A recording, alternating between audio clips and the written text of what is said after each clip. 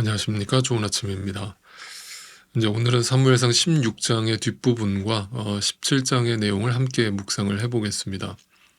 어제 말씀에서 이제 사무엘은 사울을 왕으로 세우신 것을 후회하신다는 그 하나님 말씀에 몹시 슬퍼했습니다. 슬퍼할 수는 있지만 계속 슬퍼해서는 안 된다라고 했습니다. 왜냐하면 우리는 믿는 자들이기 때문입니다. 우리가 믿는 자라고 하는 것은 구체적으로 하나님의 계획을 믿는다는 것이고, 하나님의 계획은 여기서 끝나지 않는다는 뜻입니다. 그래서 하나님은 사무엘에게 하나님의 구원사를 구체적으로 보여주시기 위해서 이새에게 가라고 명령을 하셨습니다. 그리고 사무엘은 이새의 집에서 드디어 다윗을 만나게 됩니다. 자, 그러나 다윗을 만나는 과정 속에서도 약간의 해프닝이 발생을 하죠. 사무엘은 인간적인 눈으로 외모만 보고서 다른 형제들에게 기름을 부으려는 큰 오류를 범할 뻔했습니다.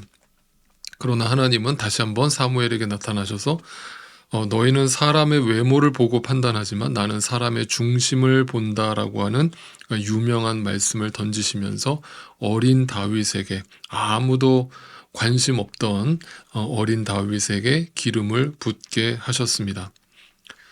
자, 그러면서 이제 주님의 영이 떠나서 악한 영에 사로잡혀 있는 사울의 모습을 보여줍니다. 그 사울에게 하나님은 다윗을 보냅니다. 그리고 악한 영에 사로잡혀서 막 날마다 괴로워하고 있던 그 사울은 다윗이 연주하는 그 하프 연주를 들을 때마다 치유가 일어나는 기적적인 사건을 경험하게 됩니다. 자, 하나님은 사울을 버리셨습니다. 그렇죠? 그러나 이 장면을 우리가 유심히 들여다보면 하나님은 다윗을 통해서 사울을 치유하고 계시는 장면을 보게 됩니다. 이게 무슨 뜻이겠습니까? 하나님은 사울에게 마지막까지 기회를 주고 계시는 것임을 볼 수 있습니다. 이것은 성경 전체적인 관점과 동일한 것입니다. 하나님의 사랑은 끊임없이 우리를 향해서 참아주시고 오래 참아주시는 그 사랑으로 드러나 있기 때문입니다. 자, 그러나 한 가지 이 장면을 오해하지는 마시기 바랍니다. 단지 다윗이 찬양을 연주했다고 해서 그 찬양을 통해서 귀신이 떠나갔다라는 식으로 우리가 보통 이 장면을 해석하시는 분들이 많은데 그거는 지극히 미신적인 해석이라는 것을 분명히 말씀드립니다.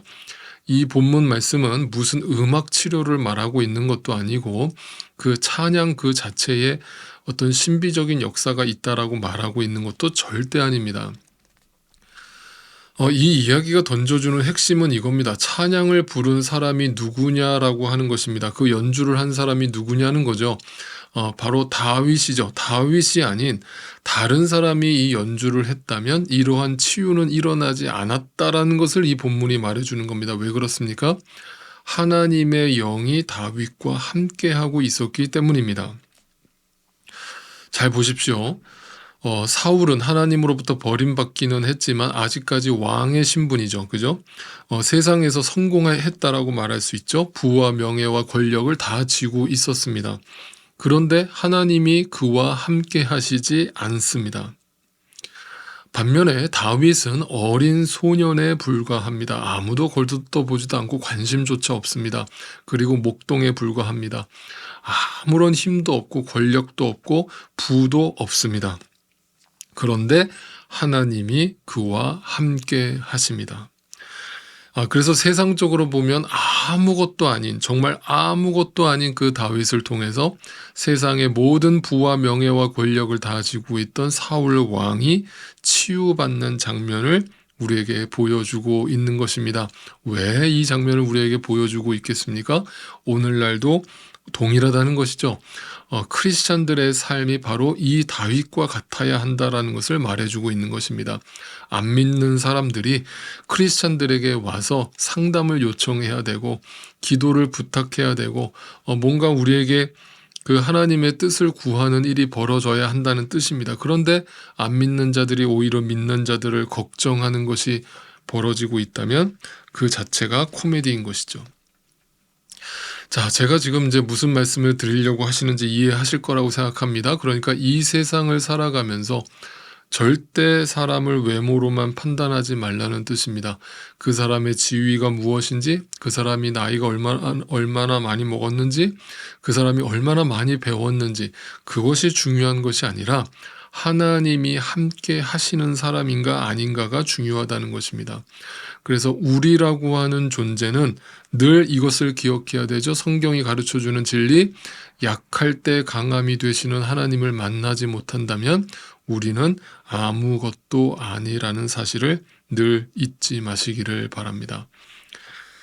자, 그러면서 이제 중요한 이제 17장으로 넘어와서 그 유명한 이야기, 다윗과 골리앗의 이야기를 해보겠습니다. 자, 먼저 성경을 보실 때 성경을 전체적으로 연결해서 보실 수 있는 시각이 우리에게 있기를 바라는데요. 앞에 사무엘상의 시작을 한번 생각해 보신다면 이스라엘 백성들은 자신들의 눈에 보기 좋은 사울을 왕으로 삼아달라고 하나님께 아우성을 쳤고, 하나님은 마지못해서 그 왕을 세워주었습니다. 그리고 그것은 결국 하나님이 이스라엘의 왕임을 거부당한 사건이라고 제가 말씀드렸습니다. 그렇죠? 그리고 나서 이제 사울이 하나님께 여러 번 불순종하면서 결국 하나님께 버림을 받게 되었고, 그 과정에서 이제 다윗을 만나게 되는데, 다윗을 만나게 되는 그 과정에서도 사무엘조차도 눈에 보이는 외모로서 사람을 선택하려고 하는 그 오류를 범하고 있었습니다. 바로 그리고 그 인간의 눈이 보기 좋은 사울이라고 하는 존재는 악한 영에 사로잡혀서 하나님의 영이 떠난 상태로 이 땅에 취해서 정신병자처럼 자기 자신에게 취해서 살아가고 있습니다. 이러한 연결선상에서 누가 등장하는가? 바로 이 시점에 골리앗이 등장한 겁니다. 골리앗, 키가 280cm에 달하는 거인, 당시 이스라엘 남자들의 평균 키가 160 정도였음을 감안한다면 그들에게 골리앗은 거의 거인 정도가 아니라 아주 높은 탑처럼 보였을 것입니다. 자, 이것이 뭘 이야기하고 있는지 이제부터 말씀드린다면, 이 골리앗은 눈에 보기에, 인간적으로 보기에 외형적으로는 그 외형적인 조건의 최고봉, 인간들이 세운 바벨탑, 절대 강자, 절대 권력, 절대 용사를 상징하는 인물로 나타나고 있는 겁니다. 그러니까 사무엘상의 클라이막스죠. 한마디로 이 세상을 상징하는 인물로 등장한 겁니다. 이 세상으로 상징되는 골리앗이 하나님의 왕되심을 포기하고 인간의 왕에 사로잡혀 살다가 하나님으로부터 버림받은 이스라엘 백성들 앞에 클라이막스처럼 등장하면서 우리에게 뭘 전달하려고 하는 것인가? 지금까지 한결같은 모습으로 너희가 얼마나 하나님을 업신여기고 하나님을 무시하며 살아왔는지, 너희의 믿음이라고 하는 것의 실체가 무엇인지를 우리에게 드러내기 위해서 이 골리앗을 등장시킴으로 그 골리앗 앞에 벌벌 떠는 이스라엘 모습을 보여주게 되는 것입니다. 한마디로 하나님의 영이 떠난 사울과 같은 이스라엘 백성들이 이 세상의 절대 강자로 등장한 골리앗 앞에서 그저 흙이고 먼지고 티끌로 드러나고 고발되고 있는 장면인 것입니다. 그래서 이제 저하고 창세기를 같이 공부하신 분들은 기억하실 텐데, 창세기에 보면 여자의 후손과 뱀의 후손이 서로 원수가 될 것이라는 이야기가 등장을 하죠.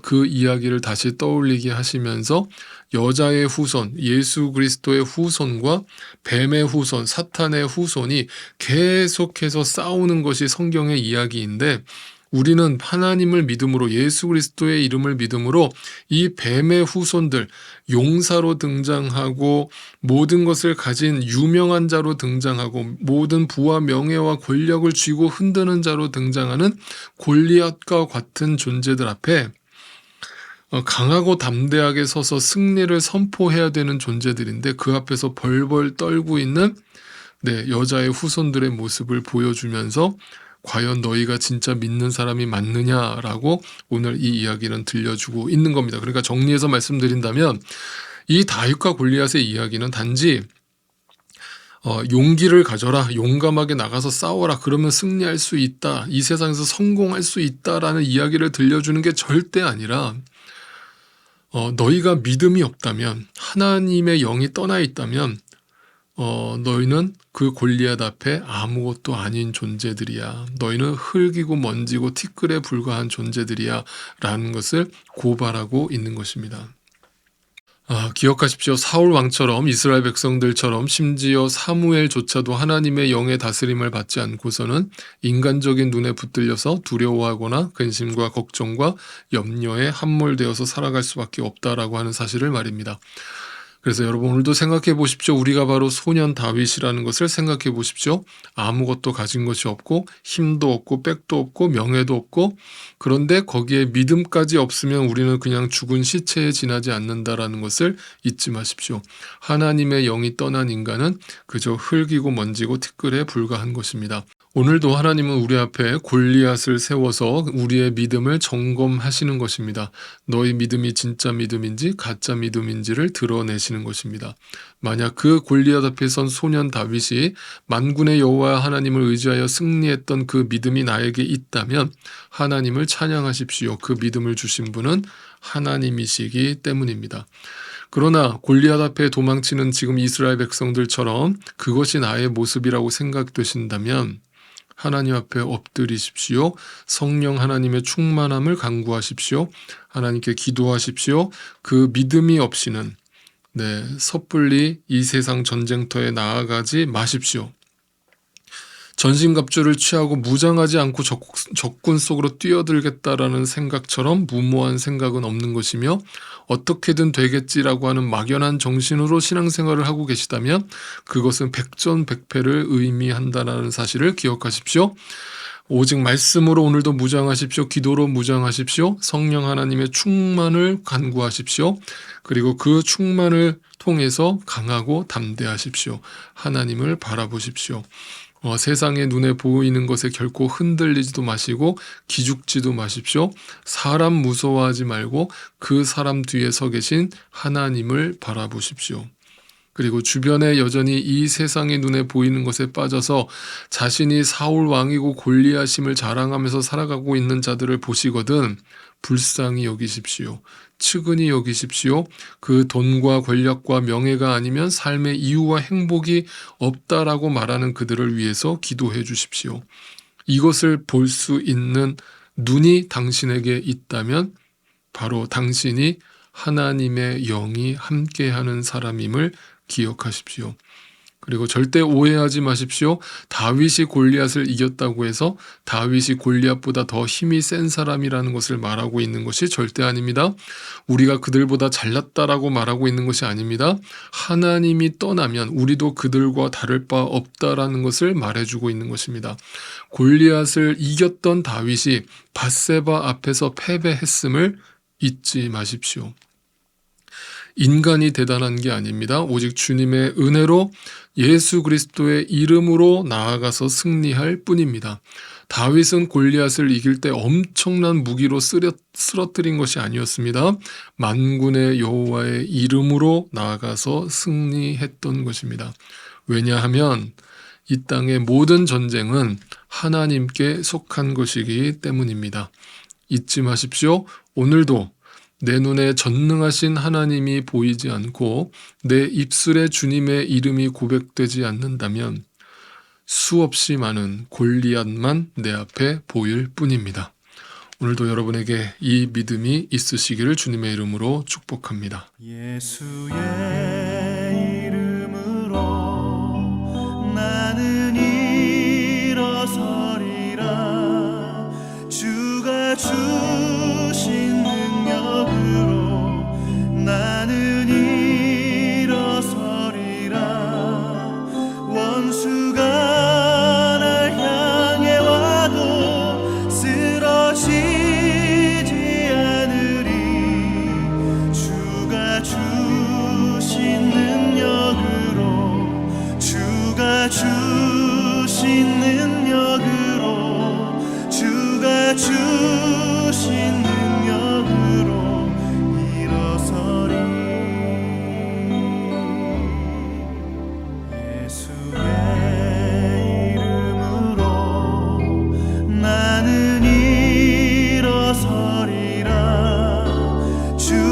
주